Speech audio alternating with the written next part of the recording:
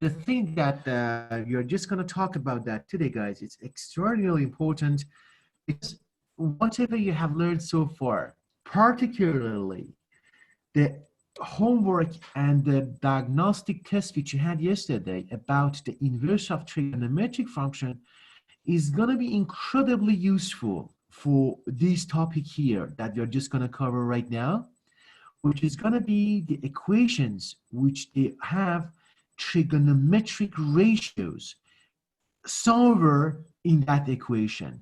And that's incredibly important that you know two different skills. First of all, you know how to just work with the inverse of trigonometric functions, particularly with the for example with the mixtures models that we talked about that so far from last week, that you have, for example, sine with inverse of the cosine. They are mixed in one single expression, and we are able to use the right triangle, I should say. We were able to use the right triangle, solving the right triangle to make a transformation of those mixtures models into an algebraic expression. We need those kind of concepts a lot, and I hope that if you still have some kind of challenges with those kind of models, please make sure that you do your homework. Feel free to send me email, ask questions, because you need those concepts like everywhere with this concept that we're just going to talk about. Okay, now let's get started.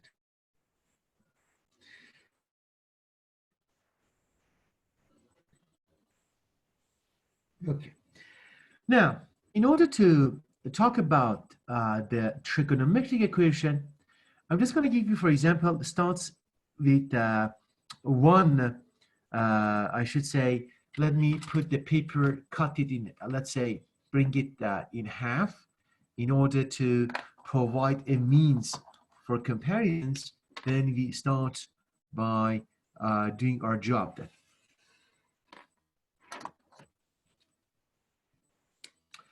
Okay. Previously, for example, imagine that based on the things that we worked so far, we have been dealing with two different types of equations. We have been dealing with the algebraic equations before the advanced functions course, and we have been dealing, I should say, with the logarithmic equations, which we covered that in the advanced functions. And we saw that in order to solve a logarithmic or equations or logarithmic inequalities, we followed some basic rules which was so similar to an algebraic ones. But now we have a third type of the equations. We are just going to pass algebraic and logarithmic equations, and we're going to solve trigonometric equations. With the algebraic equations that we covered so far, what did we say before? We say that, for example, if you have something as easy as that, for example, you have an algebraic equations. For example, you have 4x plus 5x plus 6 equals to 0. When you're dealing with this kind of stuff, we saw that there is always a very simple pattern to solve these equations.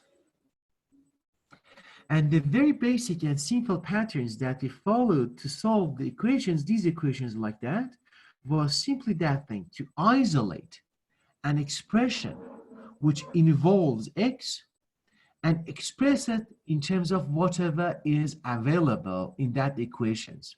By doing that, we saw that we can just write it in terms of, for example, it becomes 9x equals to minus 6. And from this, we were able to get how much is going to be the x. Then you isolate the x, you get minus 6 divided by 9, or 2 divided by 3. And now, it was a thing that we have followed the same pattern. Even with the logarithmic equations, we were trying to isolate the term which has logarithm in one side and express that in towards the other side. Then we move to the exponential representation of a logarithmic expressions to find the, let's say, the variable which is trapped by the logarithm equation. But now, we are going to just talk about some other stuff that we're just going to work. For example, the thing that we're going to talk, it involves equation like this. Let me change the color. It's going to involve equations like this, and we're going to say, for example, 2 sine x, for example, plus 3x over 5, it becomes, let's say, for example, 2. That's the type of the equation that we're going to talk about this today, tomorrow, and most probably on Tuesday next week, because Monday is a long weekend day. Then all the thing that we're going to talk about, it rotates around these principles. The equations, which they do not have only the algebraic expressions in them, but also they include one type of, let's say, trigonometric ratios that we talked about that. It can be the sine, it can be the cosine, tangent, cotangent, cosine, and secant of, let's say, the same variable. And you see that the unknown, which is the x, it is attacked by, let's say, this sine expression. And that's essentially the principal thing that we're going to follow it in the next coming days. But in order to, for these equations, the thing that I'm just going to tell you that you have to be very careful with these type of equations is that we find, we call that the principal, roots of these equations. I'm just going to write the characteristic of these equations, and that's the thing that we're going to find the principal roots, which involves at the domain of Ceph from 0 to 2 pi. Because as you know, the trigonometric expressions and functions and ratios, they have, because if you remember, the unit circle, they rotate infinitely around the circumference of the unit circle. Then you can see that, for example, for one basic trigonometric expressions, you can find infinite number of the angles, which corresponds to that value. Then in order to do not get confused, we always look for the answers which is within the range of 0 to 2 pi, which is one full circle of, let's say, the unit circle. This starts from 0, you go back all the way to the same spot that you started, and it becomes between 0 to 2 pi. And that's the thing. We do not go beyond that. We do not want to have some kind of headache to find infinite number of the solution. And essentially, that's the plan that it's going to be done today. Solve trigonometric equations to find the principal roots, which may mean they are inside the 0 to 2 pi domain or interval.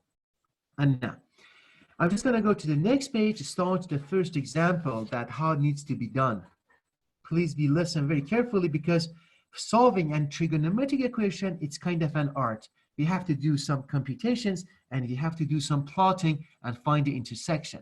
Then it requires so much fun.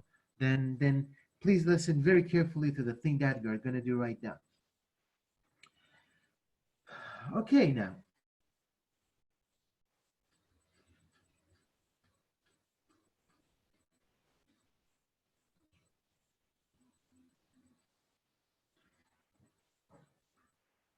Let me start by the very simple, I should say, example.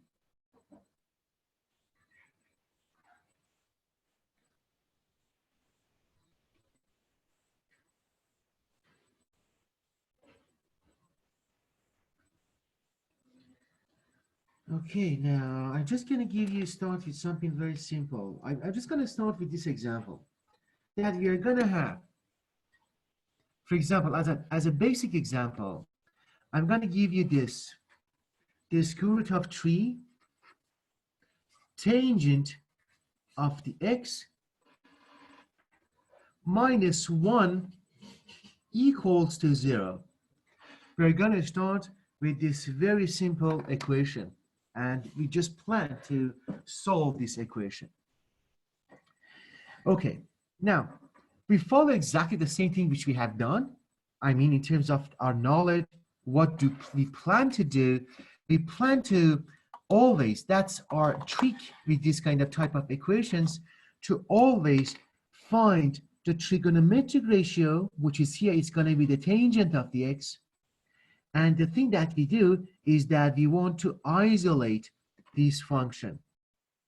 And what do I mean? We write the equation like that. I say that, okay, in order to solve it, let me pin my window there to see what I'm writing.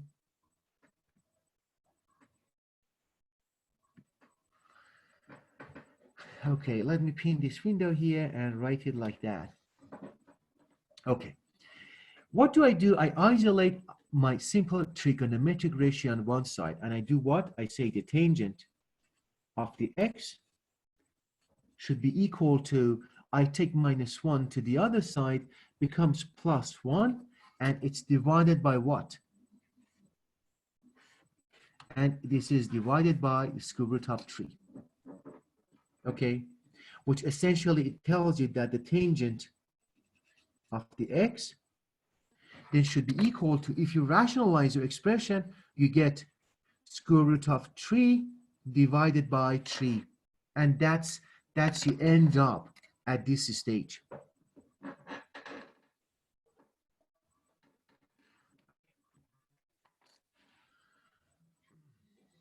Now, guys, look at this expression which I did so far. I was able now, by all the steps which I took so far, I was able to isolate the trigonometric ratio on one side of the equation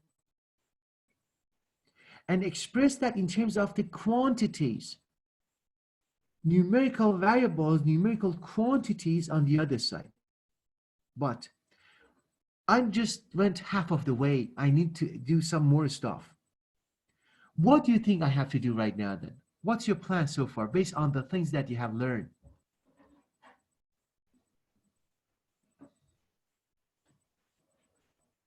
What do you suggest?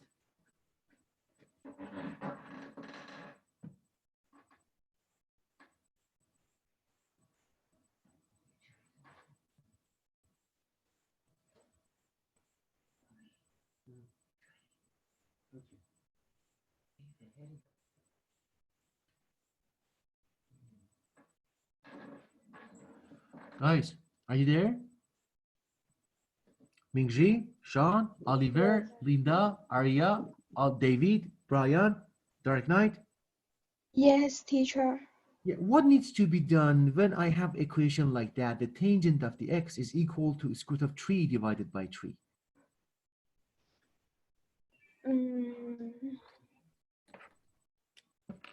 I have this equation there, and I do not know. I'm looking for the x. Look at that. The plan, the purpose which I'm following this equation is that what is going to be the x? I'm not looking for the tangent of the x. I'm looking for the x itself. Then I have to take x from the heart of the tangent, and I have to free x from the tangent trap. What needs to be done? Anyone remembers? How can I get rid of the tangent?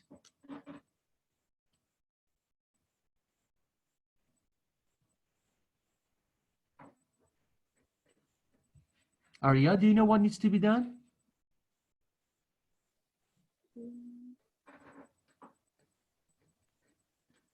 But first of all, does anybody see what I have written in terms of the light of my desk lamp and also the color of my marker? Is it clearly visible to you? Yes. Yes? Yes. Ah, okay. Then what needs to be done when I'm at this stage? I have tangent of the x equals to square root of 3 divided by 3. What needs to be done?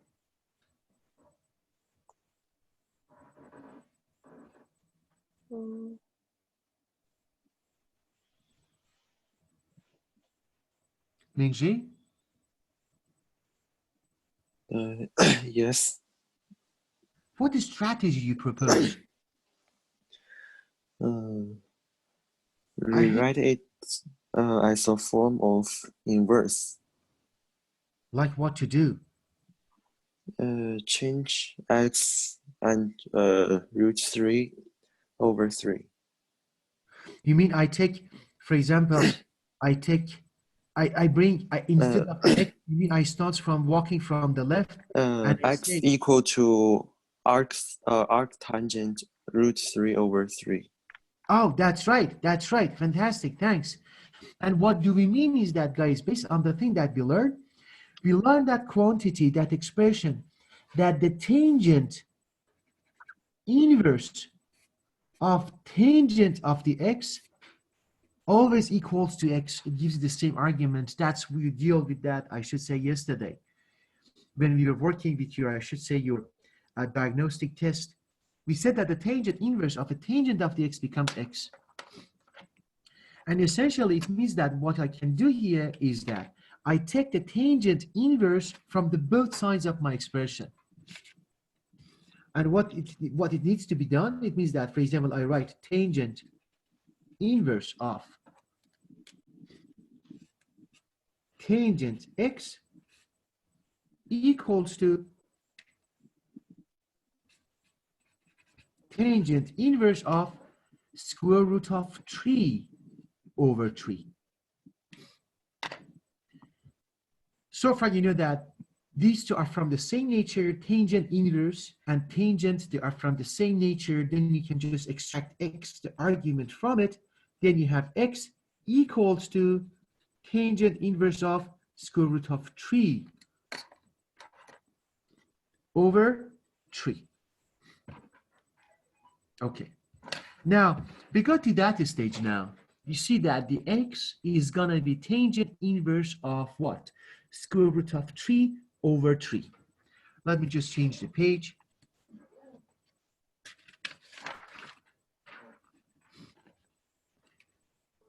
What did we say? We said that. We said what? We said that the x now,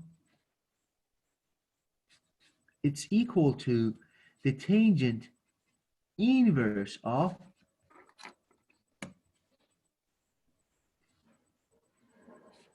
square root of 3 over 3, which is essentially, if you want to find the x and you ask yourself, what is the x? You can ask yourself the same question. What is the angle that its tangent of that angle becomes the square root of 3 over 3? We saw that we can just always answer these questions by asking the direct questions, the direct transformation of that angle.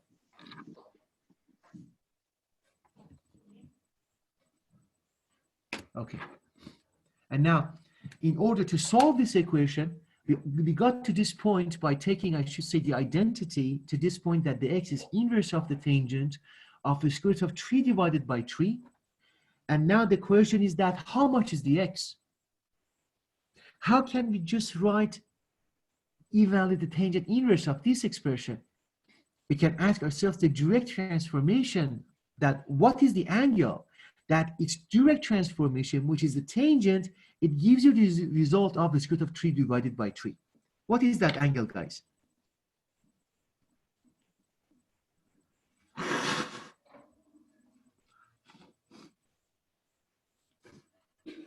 Based on, I should say, the reference angles that you have learned.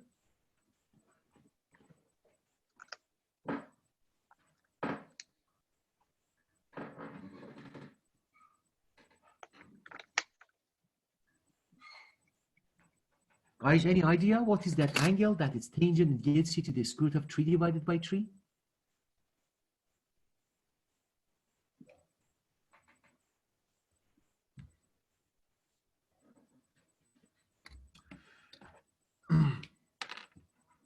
Let's see. Guys, what is the sine of pi over 6? Do you have that chart in front of you?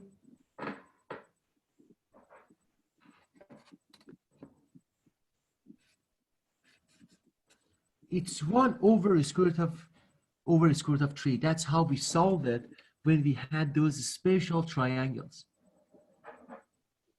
What is the cosine of, let me see, pi over 6? Sine of pi over 6 equals to 1 over 2. 1 over 2, that's right, 1 over 2. Sorry, I made a mistake myself. 1 over 2. What is the cosine of pi over 6? 1 over root of 3. You mean this one is square root of 3 divided by 2?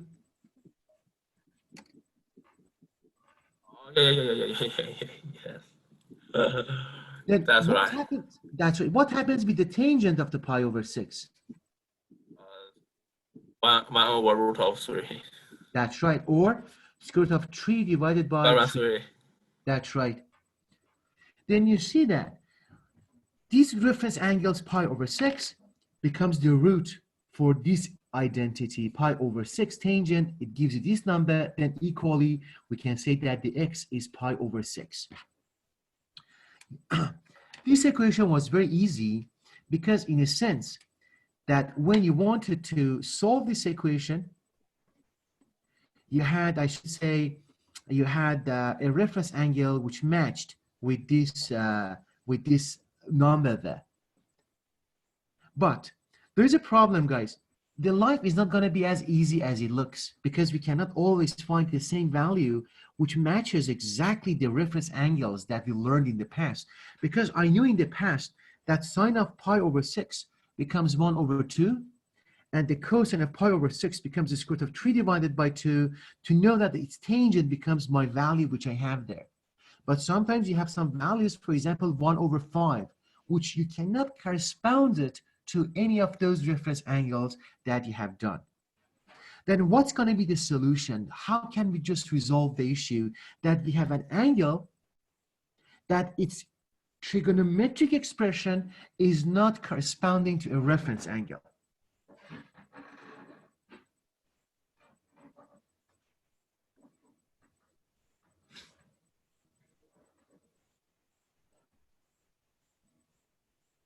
Then what needs to be done? I'm going to go follow give you the strategy for it, but any questions so far?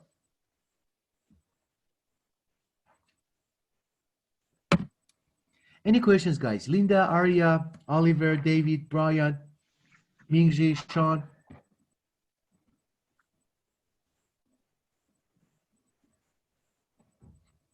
No questions? No. No question. Okay, now, the second strategy that we want to follow in order to solve a basic trigonometric equation is this. Sometimes we can just isolate the term, which has a trigonometric, I should say, expression to express it in terms of the things that we know. And we use the inverse transformation in order to, I should say, find, let's say, find, for example, the x, because it was our plan to just express the x in terms of the things that we know. But sometimes this identity, this expression there, it becomes so much tricky, we cannot find it. But what needs to be done? What is the best solution for these kind of cases?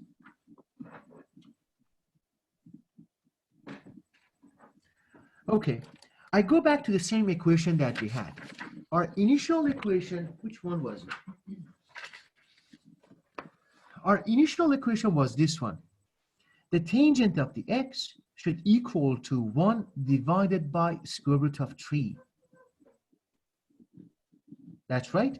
Then we decided to rationalize this expression, to multiply the numerator and denominator by square root of 3 to get to this point that it becomes tangent of the x equals to square root of 3 divided by 3. And now, from this point, we can just come to our second strategy to solve the trigonometric identities.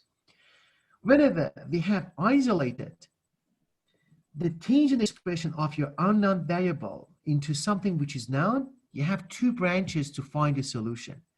The first one was this one, that we said that, okay, we just get the inverse transformation of that expression and we express the x in terms of the things which we have known it. That's what we did.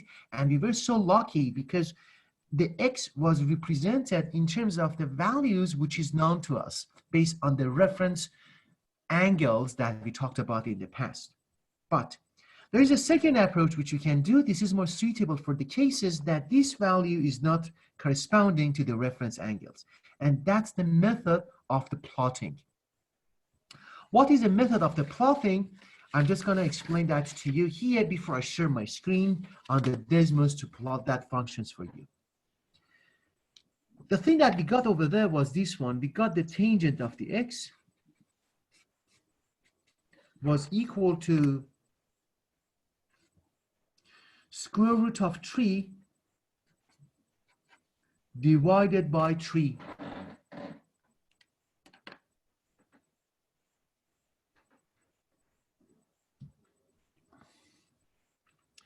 That was the thing that we talked about that. And now, I'm not going to just take the inverse transformation of the tangent of the x to get x equals to arctangent of the square root of 3 divided by 3. I'm going to use the plotting method. In order to do the plotting method, guys, for whatever expression I have from both sides of the equality, I'm going to plot this in terms of the y. I have the left side, I have the right side. How did I get to this point? It's essentially the merger of two equations. The first merger is this. For example, for the left side, how did I get there? I could have said that possibly the left side becomes y. It was y equal to tangent of the x. And the right side, I could have said possibly that it's another function, that's y equals to the square root of 3 divided by 3.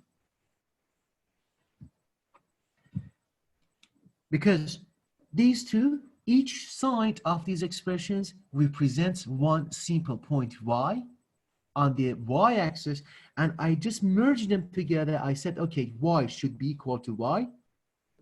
You can call this one y1, you can call this y2, and the main expression that you have, it's essentially coming from this point, that y1 is equal to y2.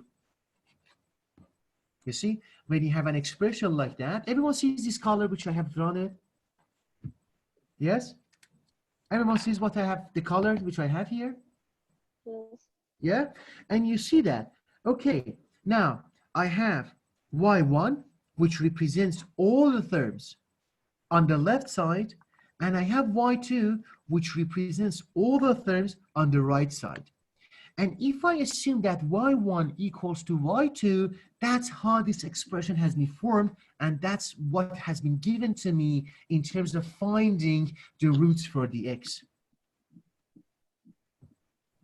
Then now, if I want to go to a method for the plotting of these two expressions, then the thing which we have to do is this, to plot these two functions and find where these two plots intersect, the points that they just collide into each other, they fight with each other, it becomes essentially the roots for the x. Everyone notice what what did I say? And when I share my screen, you understand what's there. But before I share my screen and explain to you what's the plan is this, I'm gonna look at this trigonometric equation as two separate functions, y1 which represents the left, y2 which represents the right.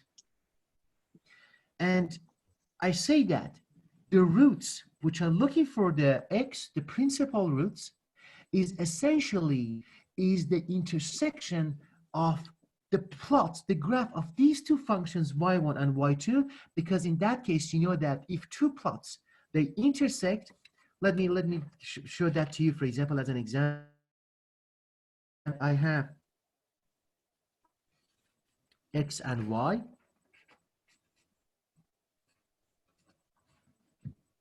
I'm going to plot two functions.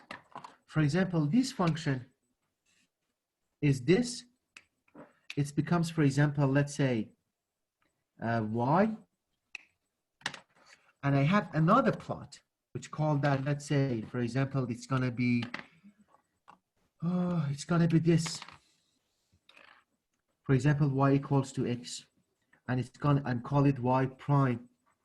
Guys, look at that. If I have y, and if I have y prime, which I have plotted them, they are two, as a kind of an example, they do not represent y1 and y2. And look at that, the point which they just intersect, it's essentially what? The point which they intersect, as you can see, it corresponds to one single y and one single x. I call that x naught and y naught. You will see that, which essentially based on the things that you have learned from function 11, it means that the point which I called it, let's say, for example, phi, the point phi, which is the intersect of these two plots, essentially corresponds to single y and single x. And that's essentially what's going to be our plan. If these two things are similar, it means that the y are the same. If the y of these two expressions on the left and the right are the same, it means that they should be the point of intersection if they share the same value of the y. That's right. Does everyone make sense to everyone? Mingjil, Linda, Arya, David, Brian, Sean, and Oliver. Yes, teacher. It makes sense to everyone, huh? Yeah. Awesome.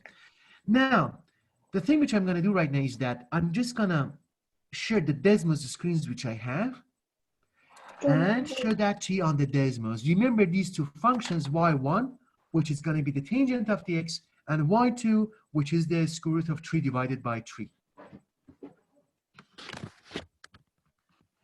Okay, now, I'm going to share my, I should say, screen with Desmos. And remember, when it comes to the final exam, if you have something like that, you can also follow the same principle, plot it, and copy your and print your Desmos screen and send it to me on your final exam. Okay, let me share my screen, and I'm going there, here. Everyone sees the screen which I have shared with you? Yes, everyone? Yes. Okay, now, look at this. The first expression, which I'm just going to plot it right now, is this. It's very easy. It's going to be, for example, y1. Is going to be what? Is going to be my tangent x.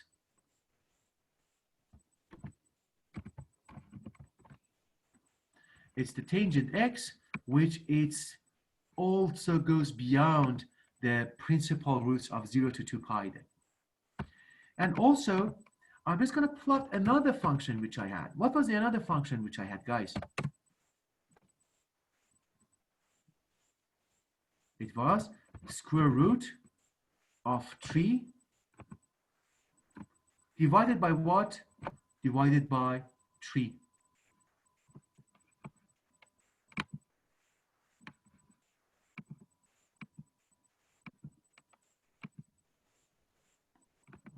Okay.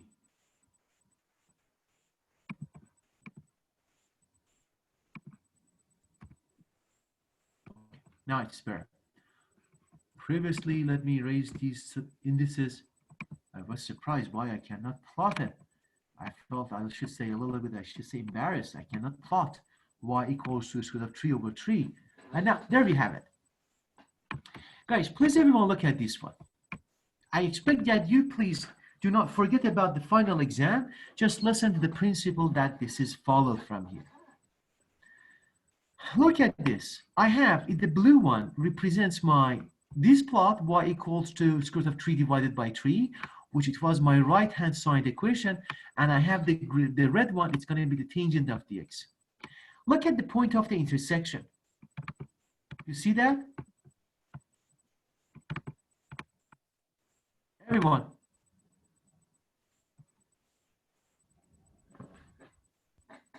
Oliver, do you see these points? Yes. Oh, great. Look at these points, guys. When we just solved this equation,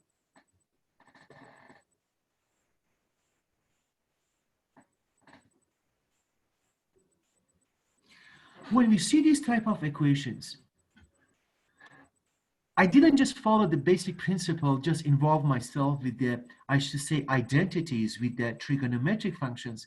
The thing which I did was this one. I plotted these two functions, and you see that when I use the inverse function, I got the root pi over 6. You see this intersection point?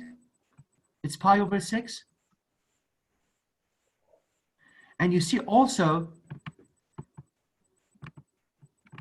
you see pi over 6. You see 7 pi over 6, which it's the, you see that this is the periodic behavior of the tangent, which is pi. You can add pi to every point and get to the next one. You have pi over 6, you have 7 pi over 6, you have 13 pi over 6 when you rotate to the positive direction of the x. But at the same time, you can have minus pi over, minus 5 pi over 6, you have minus 11 pi over 6, and they are all the roots of these trigonometric function. Then you will see that with this trigonometric function, you may not have only one solution, you may have infinite number of the solution, as I'm pointing out for you on this Desmos graph. You see, you have not only one, you have many points, which they represents the solution. But we only needed pi over 6, because pi over 6, or you can talk also about 7 pi over 6, because we were looking for the principal solutions which lies between 0 to 2 pi. Only 2 solutions was enough for us. We didn't need to just find all the solutions. Guys, you see what has happened, and how did I just use the principle that intersecting of 2 plots represents their roots? How did I use that? Is it clear for everyone?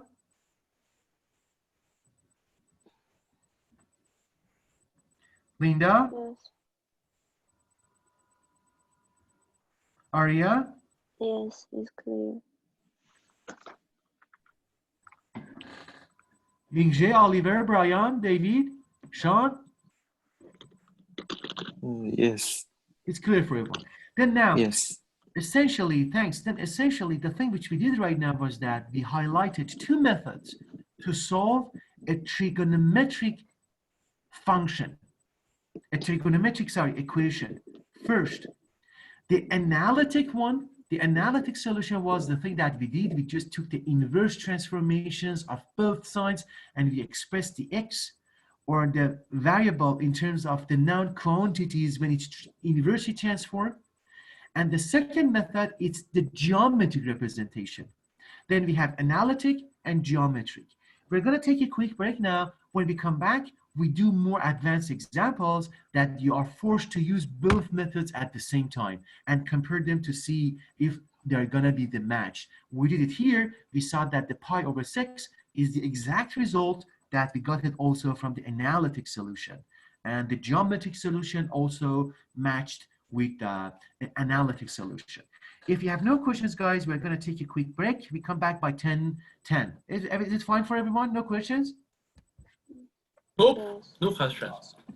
And Shawn, by the way, as long as you are here, Yeah. Shawn, just the assignment that you submitted for, I should say, second part of the project for the linear and logistic regression, we were not looking for the basic principle of those ones. If you go back to those workshops video, we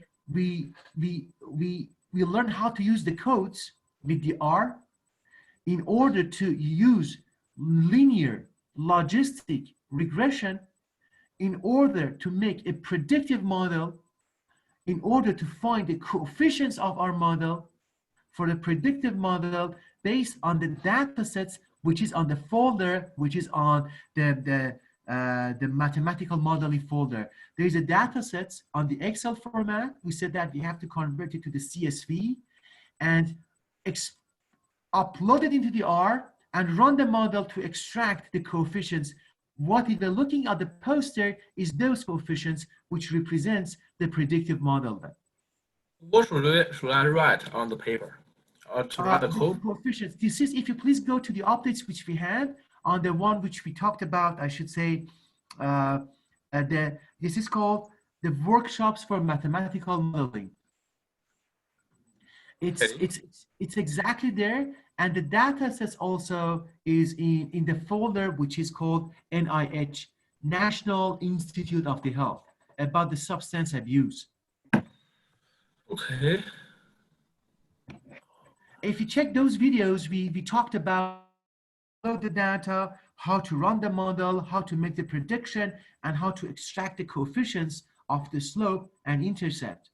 And it's very easy. Maybe it takes 5 minutes to do that. Okay. Yeah, because the thing which you did, you went to the theory behind it, which is too much work to explain it. The thing that we covered in the class was easier. You upload the code, run the model, extract the coefficients. Maybe it's 5 minutes. Where is this folder?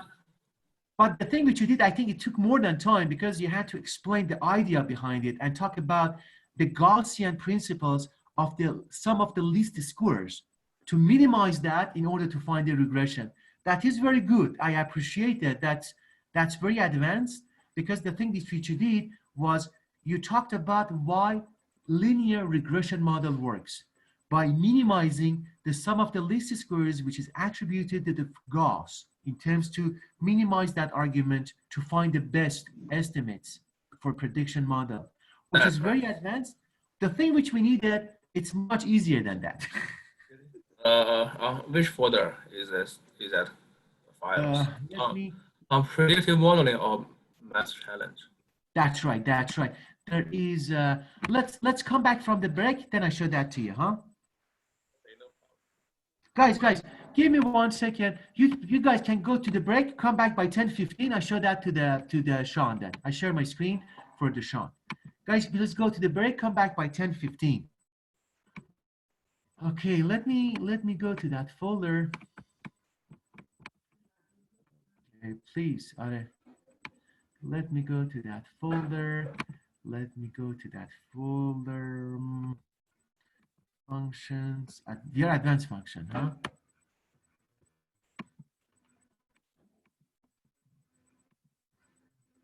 Okay, let me share my screen with everyone. Guys, you see my screen on the advanced function? Shawn. Yes. No, I can see. You see the math modeling challenge? No, it's gonna be, let me find it myself. I think it's gonna be in students folder. Yeah. Let's go to students folder. Math modeling task. There's a folder, challenge problem.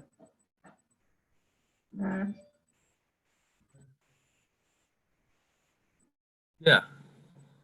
When you go there into the PDF, the task was this one. Question number 1. Build a mathematical model. You see that? Question number 1, Dart vapor. Build a mathematical model that predicts the speed of the nicotine use due to vaping over the next 10 years. And that's what we call that regression model, to make the linear prediction of what's going to happen in future. And if you want to get the data sets, please scroll down to go to the second page. You see there are 3 data sets, NIH drug trends data sheets, huh? Yeah. In order to get that, look at the file, m3challenge.cion.org, the link. Click on the link, you see the data sets there. Okay. Yeah, I see. And on those videos, if you check the videos which we recorded for the mathematical workshop, we showed every details that how to get the data sets, what the format of the CSV you have to save it, and every details is there. It takes maybe 5 minutes to do the model then. Okay. Maybe less than 5 minutes. Yes. You can do that. There's a long weekend then. You can just maybe spend 5 minutes on the long weekend, and it's done very easily then. Okay. Any questions, Shawn? No. Thanks, but no worries. The thing which you did submitted yesterday, actually, I was very impressed because you taught the math behind the model, which it works like that. And it was very good, I should say. Thanks. It was the thing that people do at the graduate level in the university. but thank you for it. But also please make sure that you find the coefficients specifically for that model. Okay, if you have no questions, we take the break, huh? Guys, please come back by 10:15, and I see you all soon then.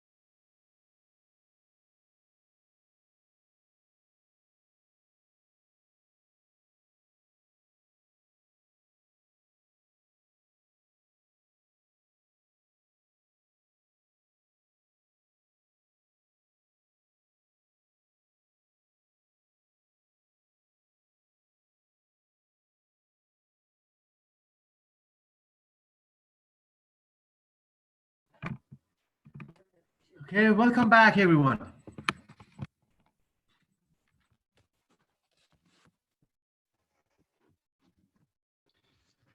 Okay, guys, please say your name. It happened to be out there.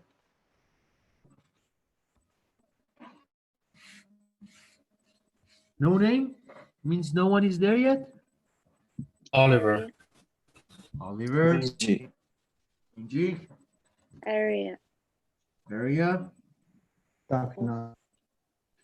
That, oh my God, I love that word. And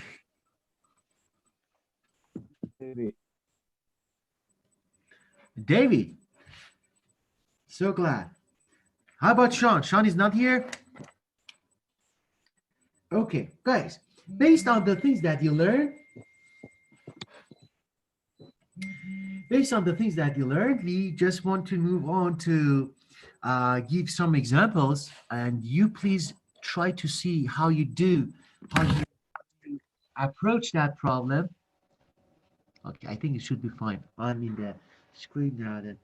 Okay, I'm just going to give you one example. Please, you apply both method that you learned from analytic method and the geometric method to find the principal solutions which lies between 0 to 2 pi. And that's going to be that example. I'm going to say 2 square root of 3 sine x should equal to minus square root of 3. Please give it a try to find the solution both ways, analytic and geometric. Just principal solutions means within one circle of the unit circle, between 0 to 2 pi.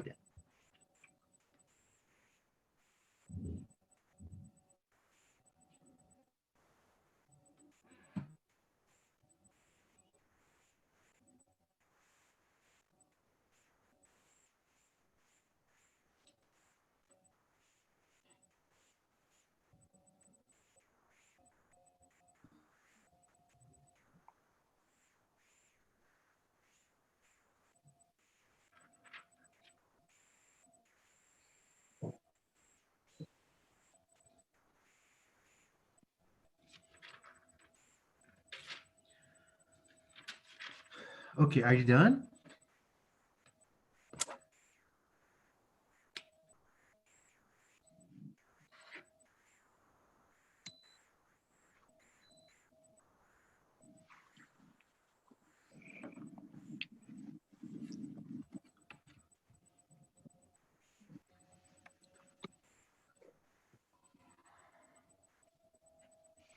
Okay, I'm just gonna start small steps. Guys, please, whoever comes to the first response of the principal root, please yell it out. Let me know. You have to sine x now.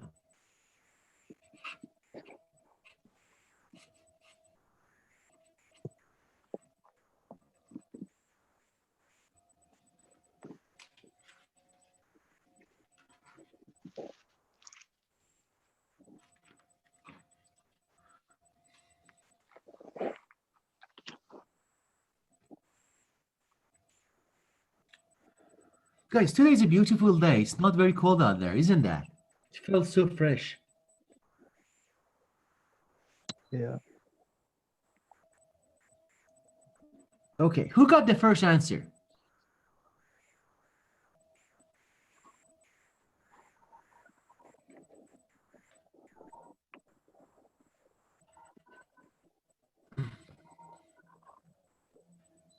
No one got the answer yet?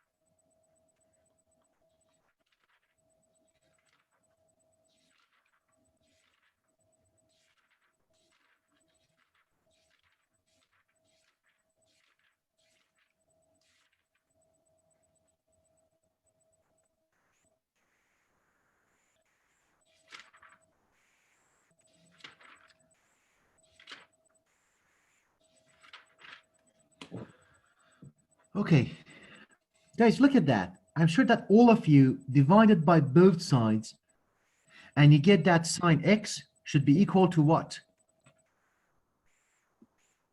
Minus 1 over 2.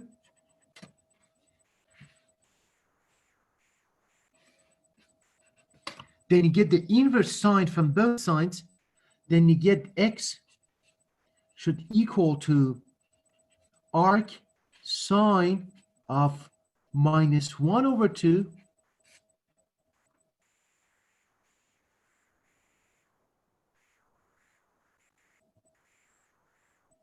and in order to know that what is going to be the x,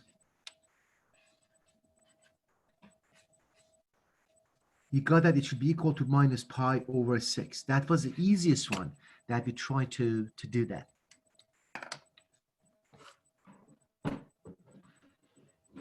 Everybody got the same answer?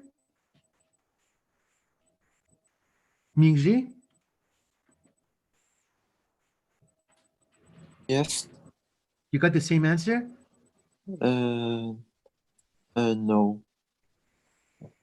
How much did you get? I thought the answer should be infinity. Infinity.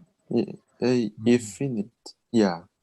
Oh, Because the decimals has a lot of intersections. oh, okay. We just do that. Also the geometric. Oh, okay, okay.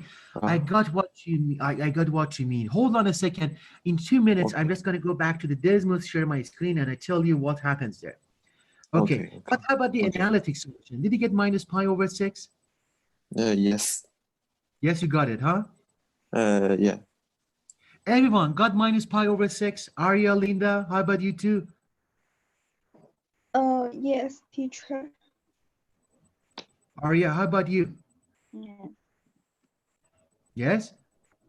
Can you hear me? Yeah. Awesome. You got the same number, huh? Yes. Thanks. How about David and Dark Knight? Batman. Batman? Dark Batman Knight? was solving the problem on his bad computer. Sorry, what? I'm kidding. I was trying to work it out. Oh, okay. Oliver, you got the same number, huh? Yes. Fantastic. How about Shawn?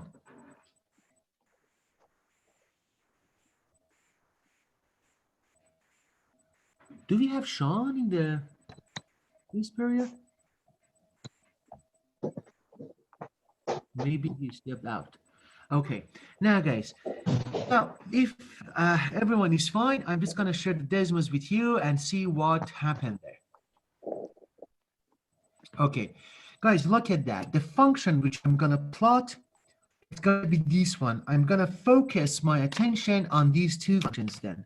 One function is going to be, I'm going to concentrate on this simple format, which I got to isolate it, sine x in one side.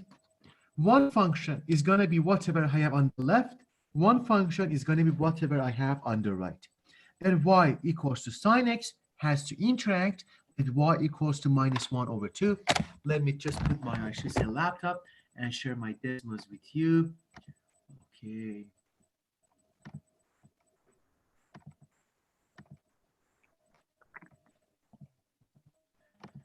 Okay, share the screen. Okay, let me erase the things which I have done. Okay, one of them is y equals to sine x. And the other one, y equals to minus 1 over 2. That's right? Okay. And now, guys, when you look at this, for example, Misha raised a very interesting point that I have infinite solution because I have, I should say, lots of intersection points. And essentially, that's a very valid point to make. But the problem is that we know that because look at that. If I want to zoom out my screen, you see that the sine x goes to infinite to the right and infinite to the left. then you should expect that some line like y equals to -1/2 should intersect with this graph in infinite number of times. But we said that we are looking only for the intersection at the interval between 0 to 2 pi. Yes, Mingje? And we do not take care about the rest because it becomes infinite numbers and responses. And then as a result, the thing that we do is that we just get the first points of the intersection. Look at the first point of intersection.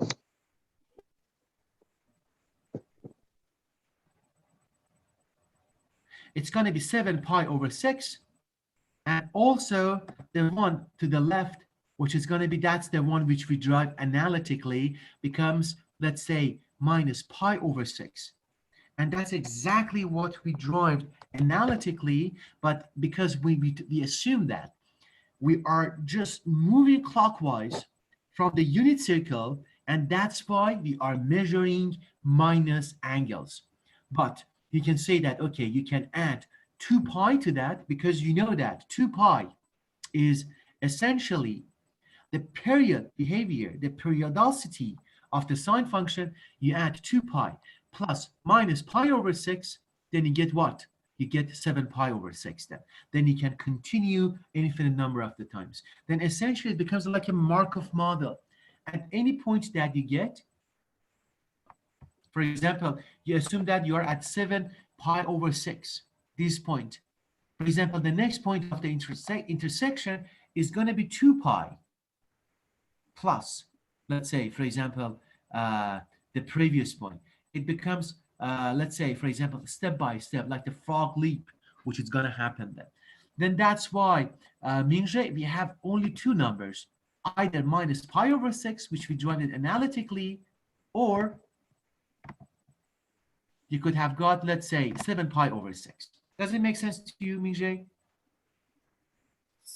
Yes, yes. Yeah, awesome. How about to Yes. the rest? How about Oliver? Dark Knight? Yes, yes. Oh, glad. Dark Knight, how about to you? Yes. How about David? Yes. Great. How about Linda and Arta? Yes. I'm so glad to hear it. Okay, now we move on to some more advanced examples before we finish the day game. Now it was a kind of a thing. Oh, wait a moment.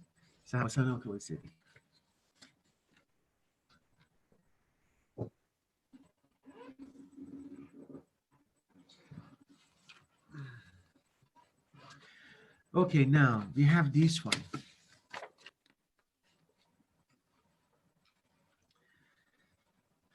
Okay, now I'm just going to give one more example, which this one, it requires somehow a little bit more work than the other ones. Okay, let's do this example.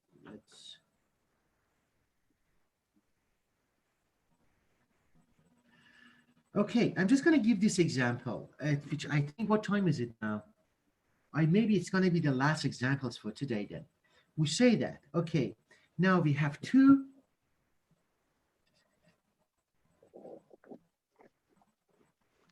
sine of 2x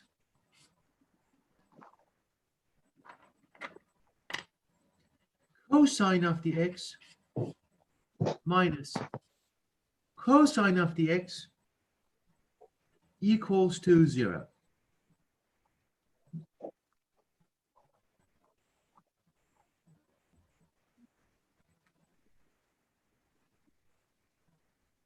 Okay, now let me highlight this one. Then everyone sees what I have written?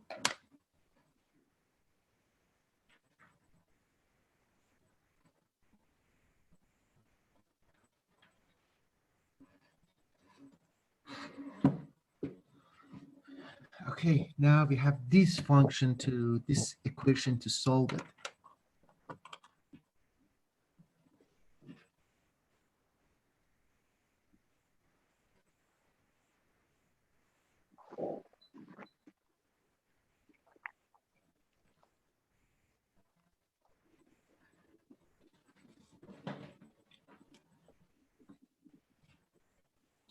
Let me highlight this. Everyone sees what they have written there? Yes. Okay, now look at this. That's the thing which you want to do. I'm going to solve this one for you, and I just give you one example later that you can just deal with this. Guys, look at this expression. I have 2 sine. I have 2 sine 2x cosine x minus cosine x, and it goes to 0 then. And the question is that, how much is the x? We have to express x as an angle on the unit circle that when you plug it that into this expression, everything vanishes and it becomes 0. Then you have to expect to have some limited choice for the x. Okay. In order to solve this, I want to draw your attention, guys, to 2 factors into this expression. Look at this one. We have cosine x, cosine x. We have 2 terms in our equation. The first term is going to be 2 sine 2x, cosine x. The second term is the cosine x. Huh? Some of you may say that, okay, I'm going to do this. You may think of it. You may think of it. Guys, please listen very carefully that you do not make this mistake. Everyone is here? Everyone is listening? Yes. Yes. Yeah, please listen with extra attention. You may come to say that, okay, I can just take cosine to the other side, and I say I can write it as 2 sine of 2x cosine x equals to the cosine x. Some of you may say, okay, I'm going to do this. And then I'm there, I see that based on the thing which you do, you see that things are getting so easy because you see that you have cosine x from both sides of this equation.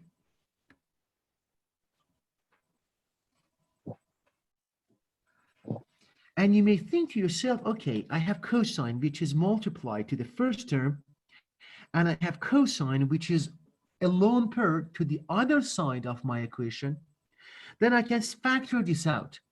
Then you say that, okay, things is going to be extremely easy because I factor out cosine x, and I end up with this equation, which is, let's say, 2 times sine 2x equals to 0. And you see, oh my God, things are even easier than what I expected because I can factor out 2. I end up to only simple expression, which is sine 2x becomes 0. Then you say life isn't that easier because I can take the inverse of sine from both sides and I get, okay, 2x equals the arc sine of the x, which is extremely easy to find it. Some of you may have thought of this strategy, or you may think of this strategy in future, somewhere soon. But if you happen to think of this strategy, then if you thought that you can factor out cosine x from both sides, does it seem reasonable to you guys?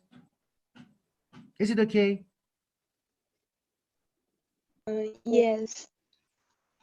But if you think that it's okay, I have to say, ask you, please, guys, spend more 5 minutes with me, because if you have thought of this strategy, I have to tell you guys, I have to tell you that this is an absolute wrong method. You should never think of it. I'm just going to cross all the solutions which I have done. It is insane if you do that. It is insane, and it was a wrong approach.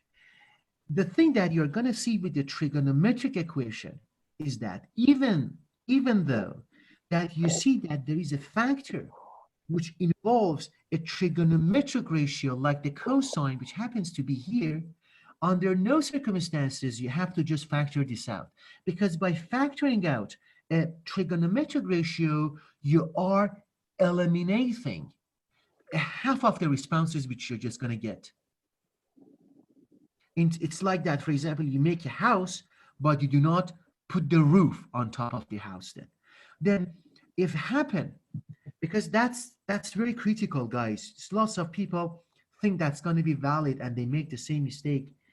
Under no circumstances, when you are dealing with the trigonometric equation, and if you have the chance to factor out a trigonometric ratio, never ever do that. Okay, that's the first thing.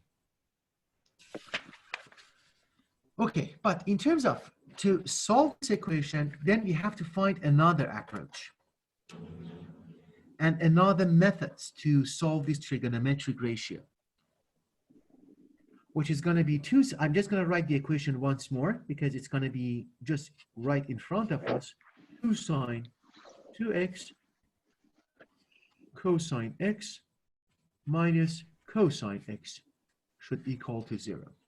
Okay. Then now, as long as we do know that we should not factor out cosine x from both sides of this equation, we come to develop a second type of this strategy. And the second type of this strategy we're going to develop, if you give me 1 second, I bring a glass of water to drink, I'm going to let you know what is that. Give me 1 second.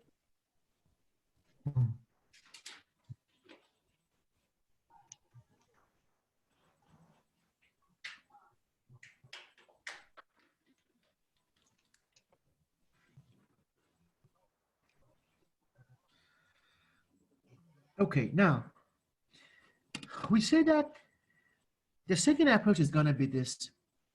Guys, look at these two terms. I have two terms here, cosine x, that it was a common factor from both sides and I eliminated mistakenly before.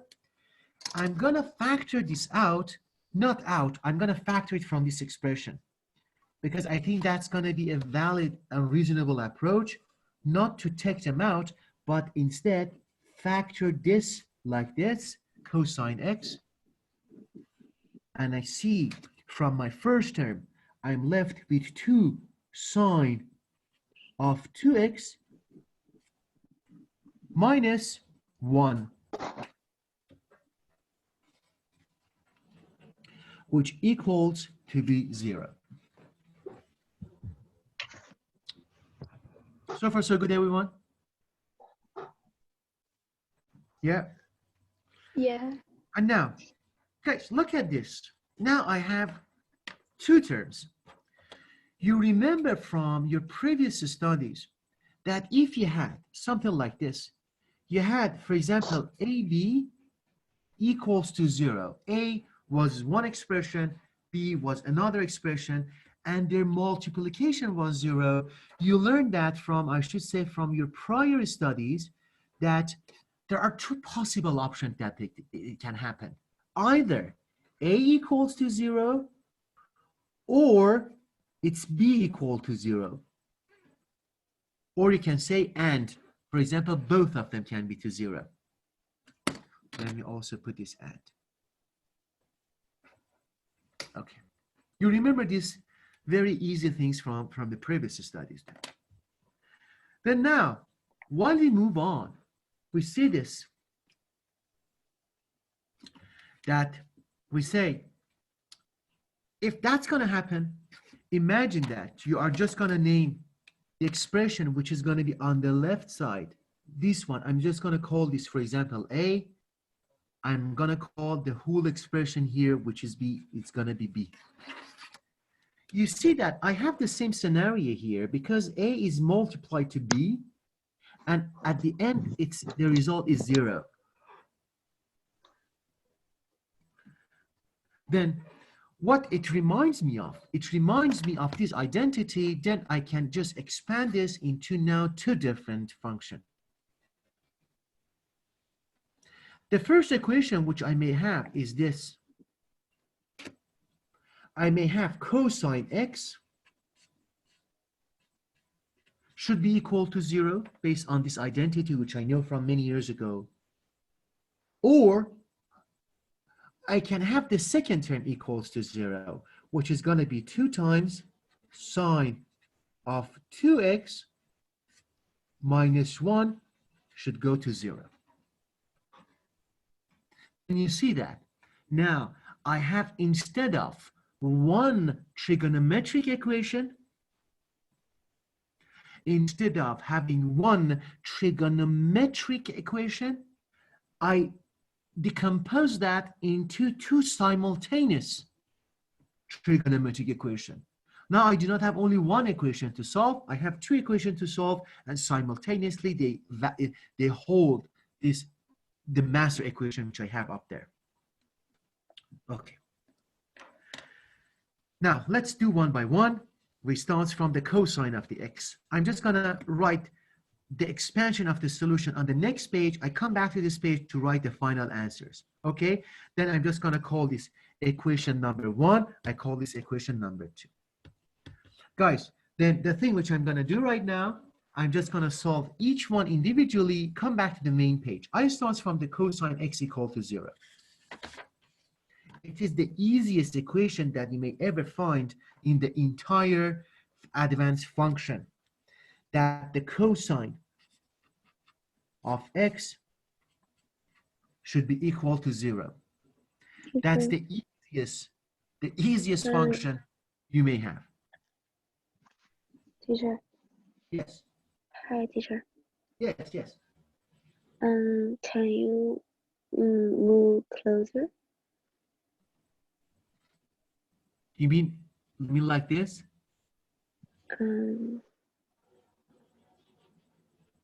Yes. It's okay. It's okay. Is it better? Yes, it's okay. It's okay. Awesome. I'm glad to hear it. Okay. Okay, the Thank first you. thing which we have then is going to be the first equation, cosine of the x equal to 0. Then you may end up with this thing that to say, okay, what is the cosine of the x equal to 0? You say that, okay, the best way to solve it is that you say that, okay, I just want to be more analytic. I take cosine inverse from both sides. You get cosine inverse of cosine x becomes cosine inverse of 0. Then you say, okay, these two expressions now, it's from the same nature. Cosine, which is inverse, they have been composited.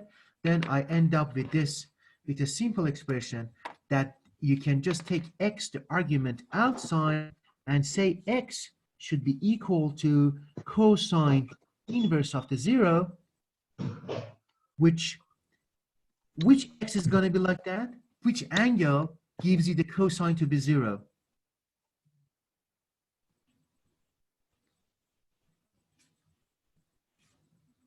For example, pi over 2, huh?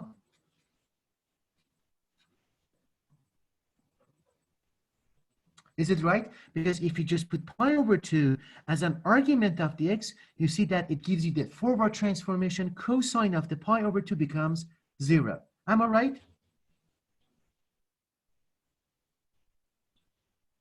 Am I right, guys? Are you with me? Yes. Yeah? Then also, it becomes the principal, I should say, root, but at the same time, you say that, okay, if I go to 3 pi over 2, I get the same question. Then you can say, as a general thing, x can be equal to pi over 2 plus n pi. N can be any number from 0, 1, 2, anything. You see that n is an integer from 1 over 2. Then it's going to be the first root of this first trigonometric equation that we solved today. I have this root which plops up first. That's the easiest equation, trigonometric equation that we can find. And I introduced n, which n can be 0 plus minus 1 plus minus 2, and it goes on as a positive or negative integer. It gives you infinite number of the answers, but sometimes you just stick by the pi over 2.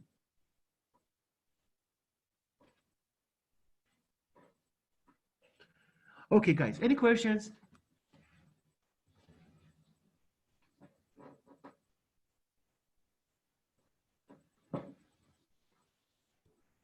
Nothing?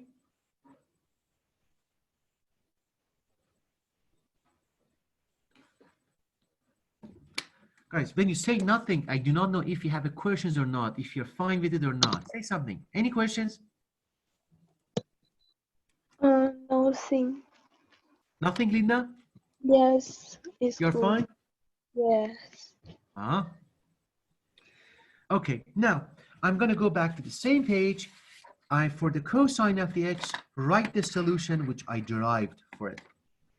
The solution which I derived for this is this, that x can be pi over 2 plus n pi. That's the solution for the first equation. However, I know I may end up with the second question. Now that's the time we have to struggle and grab the head of this equation, the second one. 2 sine of 2x minus 1 equals to 0. Now, I'm just going to write it on the next page, which it makes that we know what we are doing. Okay, now. Okay.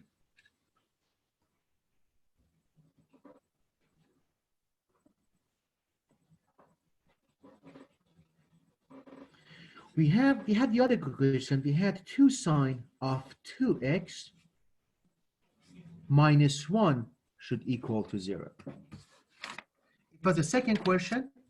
I wrote it on the next page. When I wrote it there like that, I'm just going to solve it to see what do I get. What do I get is this. It's going to be very easy. We saw very similar stuff like that.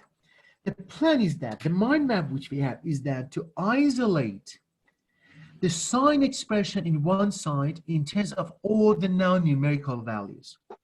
What does it mean? It means that I'm just going to take minus 1 to the other side, becomes 1, then divide both sides by 2, which it means that I get what?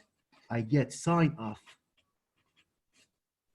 2x equals to 1 over 2.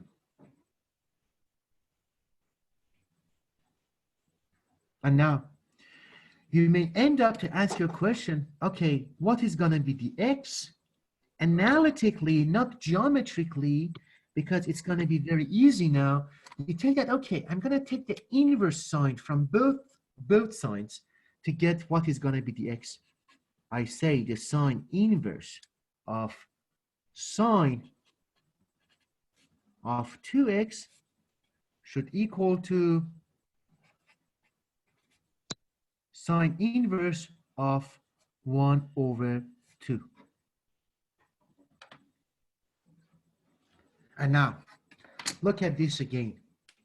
We are here with the sweet expression that the function is composed with its own inverse, which it means that the thing that we are going to get is going to be something very easy, and we can extract the whole argument from the function, which we saw that from your diagnostic test. And also you're going to have it for this weekend exercise, for this weekend homework, that you can just get the whole x taking the outside. Then 2x becomes what? Becomes a sine inverse of 1 over 2.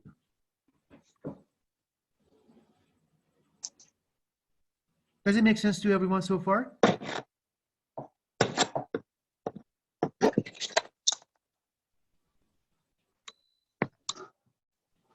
Yes? Guys, and now listen to this. This one may be a little bit tricky for you to say that, okay, and now I'm just going to figure this out. What is the x? But I have this one. What is going to be the x? Because I have 2x equals the inverse sine of 1 over 2.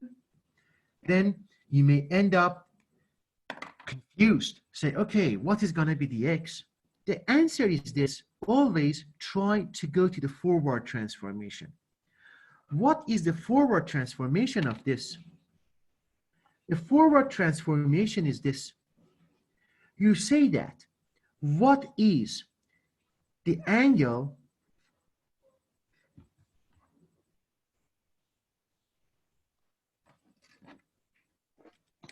that its sine becomes how much?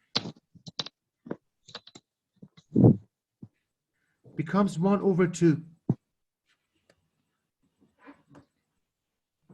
Isn't that pi/6, guys?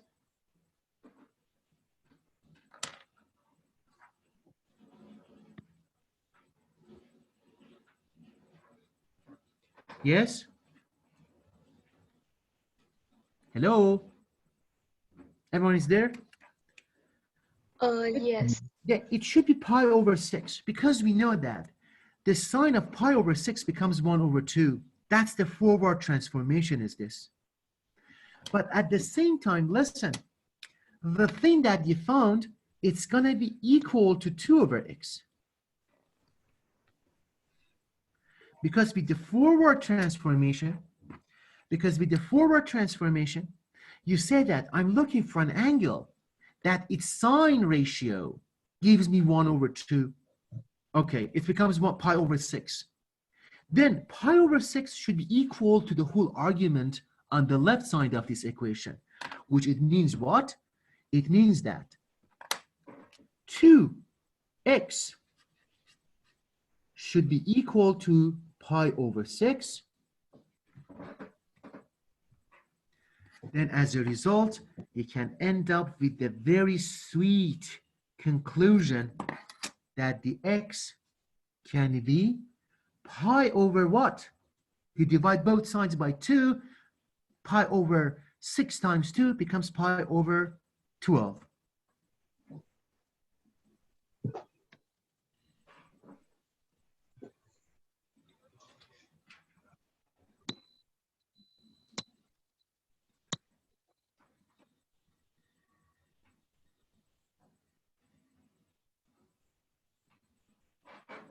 Right?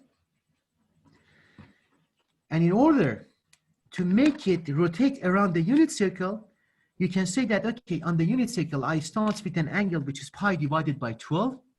I know that if I make a full rotation around the unit circle, I start from, for example, imagine that, for example, David is at the house, in her house. She goes outside, take a walk around the streets, come back to his own house. It means that she took 2 pi rotation, but he came back to the same place. Then that's why we can just add plus 2n pi to this to make sure that we can infinitely rotate around the circle and end up to the same spot. And that becomes our second root of this equation, which is extremely beautiful. And I liked it, man. I like this equation. Guys, any questions so far on this? Which I can come here and I write the roots for this equation like this.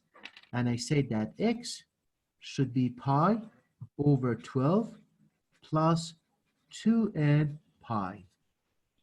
Then you see, I have now 2 sets of answers for this trigonometric equation.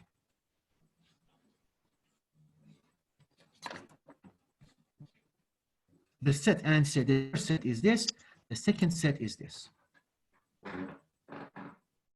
That's essentially like that. We said that AB equals to 0, either A or B is equal to 0. We did the same thing. For this equation, we said either this or this. It validates this equation. And that's how I solved the second equation in case if you want to take a look at it once. Beautiful, guys. Oh my God, I love trigonometric equations. Oh my God, that's so nice. Guys, please ask me questions. Ask me questions. This is very important. This topic is very important.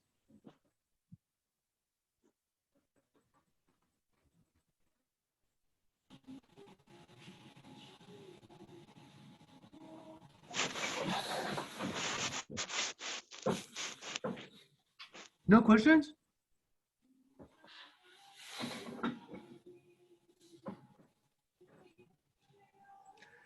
Mingji, Sean, Oliver, Arya, David, Batman, Linda, David. Anyone? No question. Nobody has a question. Everything is fine. Yeah. I have a question. Sorry. Sure, please. I love questions. The solution one is pi over 2 plus n pi, and the second one is plus 2n pi. Why? That's right. What's the difference? There is no difference. On the first one also, you can say, okay, it's going to be pi over 2 plus 2n pi. But normally with the sine and cosine, because I know for this one, if pi over 2 cosine becomes 0, I have also 3, let's say 3 pi over 2, which is pi radians away from pi over 2 is also 0. Then that's why I put pi over n pi. But if you are getting confused, you can also write this 2n pi. But the problem is that you can also write this one pi divided by 12 plus n pi, or because this one I just made the full rotation, for this one I made half rotations. You can decide, no, I want for this one also the full rotations around the circle. And all comes from the symmetry of the unit circle. Okay. And do you remember that, Mingji, when we talked about the unit circle, we pointed, for example, one point on the circumference of the circle. We said that that point either can come back full rotation or it can get the pi to go back to the other side. We gave a symmetry. Do you remember? Yes. The first quadrant, second quadrant, the third quadrant, the fourth quadrant. And for example, if a point at the first quadrant has a coordinates of x and y, it had, for example, on, let's say, for example, to the second quadrant, it had, for example, minus x and y. Okay. And it showed that the sign is the same. We use these techniques, or when I was at your age, I was always confused with this. If you do not to be confused with this, I'm going to do this one here right now. I put 2n plus pi. Always with the sine and cosine, because the periodicity is 2 pi. Every 2 pi, the function repeats itself. Always added plus 2n pi. But with the tangent and cotangent we're going to talk about tomorrow, we add only n pi. But with the sine and cosine, add 2n pi, which is 2 pi is the full periodicity of the cosine and the sine function. Okay. Does it help? Yes, thank you. I'm so glad to say yes. Thanks. Anyone else, guys? No questions? Guys, if you have no questions, please don't forget, before we are going to finish the class, don't forget to just put the comment on the course website to talk about very briefly what did you learn today, just very briefly. And if you have no questions, guys, it was a very great session, and I see you all tomorrow to continue with these ones. And please, if you have any questions somehow, send me text or email them. And if no questions, we finish the day today, and I see you all tomorrow then. Have a nice day, guys. Have a good day, teacher. Have a nice day, everyone. Bye, Arya. See Bye, Linda. you. Bye, Mingjae. Bye, Bye. Dark Knight. Bye, See David. you. Bye. Thanks. Have See a you, good day. Arya. Have a nice day, Arya. Bye, Linda.